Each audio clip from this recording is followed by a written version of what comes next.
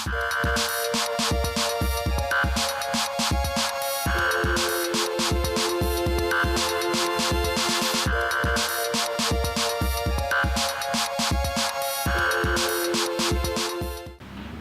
properly assemble your anti-roll bar, first you'll remove your either A-arm bolts or your upper shock mount bolt, depends on what ATV you have and how you mount it.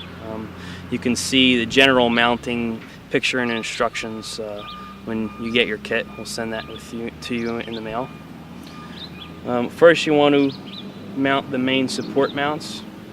So you put these guys as our main support mounts. You'll put them on and you'll put your over tube through both of them. Then you clamp your pinch bolts down, which squares everything up, and you'll tighten your A-arm bolt or your upper shock mount bolt, depending on your setup. Alright, next, you loosen these bolts right here, and you want to center your main support tube because you want this system to be symmetrical from left to right. So once you've centered your support tube, you can put your hex over tubes on, and you put your torsion member through the center here, and you put your cross bolts through. You want to make sure that when you put this together, the torsion bar and the hexes are nice and parallel straight across. If they're clocked off a little bit, then the arms won't be at the right angles and your setup won't be perfect. Once your main support mounts and tube is all set up and you have your torque arms on there and you're all ready to go there, you'll put your A-arm clamps on. Your A-arm clamps, depending on the A-arms that you have, will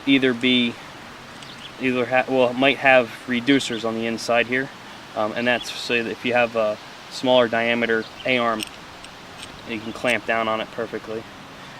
They come stock like this without the clamps. This is a 1-inch A-arm, upper A-arm. A lot of them use 7/8 or 3/4. So this ATV right here has the reducers on the inside right here, and this is a 7/8. Stock on most quads are 3/4. When you assemble this, you want to make sure that your A-arm clamps are the same distance from the frame from side to side, so your roll is the same from side to side, from corner to corner. You also want to make sure that your tie bars here, once you connect them, that you lock the nuts down, the jam nuts. You'll lock them down. You make sure that you can twist it back and forth.